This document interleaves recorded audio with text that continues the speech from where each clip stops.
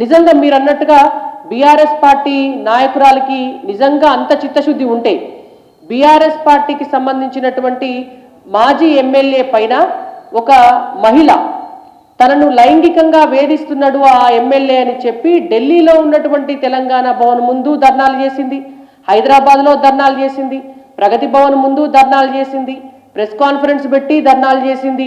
ఆ అమ్మాయి ఆత్మహత్యా యత్నం కూడా చేసి హాస్పిటలైజ్ అయింది. మరి అదే ఈ బీఆర్ఎస్ పార్టీ నాయకురాలు కేసీఆర్ గారి కూతురు ఎందుకు స్పందించలే? ఇప్పటిదాకా కూడా స్పందించలే కదా. 10 నిమిషాలకో 5 నిమిషాలకో కాదు. కొత్తగూడెంకు సంబంధించినటువంటి వాళ్ళ బీఆర్ఎస్ పార్టీ మాజీ ఎమ్మెల్యే కొడుకు ఆయన చేసినటువంటి అఘాయిత్యానికి ఒక కుటుంబమే మొత్తం పెట్రోల్ పోసుకొని అంటుపెట్టుకొని ఆత్మాహుతి చేసుకునేటువంటి పరిస్థితి దాపురిస్తే ఈ బీఆర్ఎస్ పార్టీ నాయకురాలు ముఖ్యమంత్రి గారి కూతురు మరి ఆమె కనుక నిజంగానే మహిళల కోసం ఆలోచించటమైతే ఆనాడు ఆమె ఎందుకు స్పందించలే?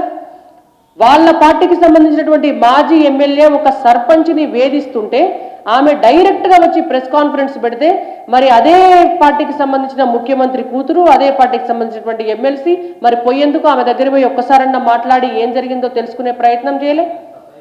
తెలంగాణ రాష్ట్రంలో వాళ్ళ పార్టీ అధికారంలో ఉన్నప్పుడు తెలంగాణ రాష్ట్రం మొత్తం అనేక చోట్ల మహిళల పైన దాడులు జరిగితే ఒక్క దాడి మీద కూడా 10 సంవత్సరాల నుంచి ఎందుకు మాట్లాడలే? ఇవాళ కేవలం ఒక పొలిటికల్ అడ్వాంటేజ్ తీసుకోవడం కోసం స్పందించే స్పందనలను భారతీయ జనతా పార్టీగా మేమేం పెద్దగా పట్టించుకోవట్లేదు, పరిగణించాల్సినటువంటి అవసరం కూడా లేదు. నిజంగా మీరు అన్నట్టుగా బీఆర్ఎస్ పార్టీ నాయకురాలకి నిజంగా అంత చిత్తశుద్ధి ఉంటే బీఆర్ఎస్ పార్టీకి సంబంధించినటువంటి మాజీ ఎమ్మెల్యే పైన ఒక మహిళ తనను లైంగికంగా వేధిస్తున్నాడు ఆ ఎమ్మెల్యే అని చెప్పి ఢిల్లీలో ఉన్నటువంటి తెలంగాణ భవన్ ముందు ధర్నాలు చేసింది, హైదరాబాద్లో ధర్నాలు చేసింది, ప్రగతి భవన్ ముందు ధర్నాలు చేసింది, ప్రెస్ కాన్ఫరెన్స్ పెట్టి ధర్నాలు చేసింది. ఆ అమ్మాయి ఆత్మహత్యా యత్నం కూడా చేసి హాస్పిటలైజ్ అయింది. మరి అదే ఈ బీఆర్ఎస్ పార్టీ నాయకురాలు కేసీఆర్ గారి కూతురు ఎందుకు స్పందించలే? ఇప్పటిదాకా కూడా స్పందించలే కదా. 10 నిమిషాలకో 5 నిమిషాలకో కాదు.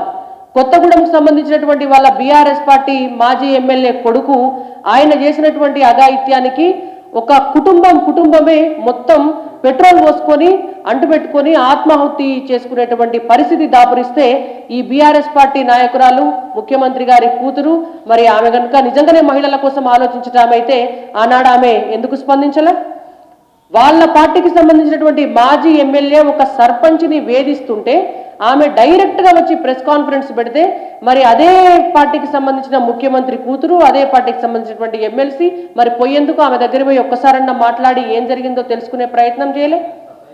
తెలంగాణ రాష్ట్రంలో వాళ్ళ పార్టీ అధికారంలో ఉన్నప్పుడు తెలంగాణ రాష్ట్రం మొత్తం అనేక చోట్ల మహిళల పైన దాడులు జరిగితే ఒక్క దాడి మీద కూడా 10 సంవత్సరాల నుంచి ఎందుకు మాట్లాడలే?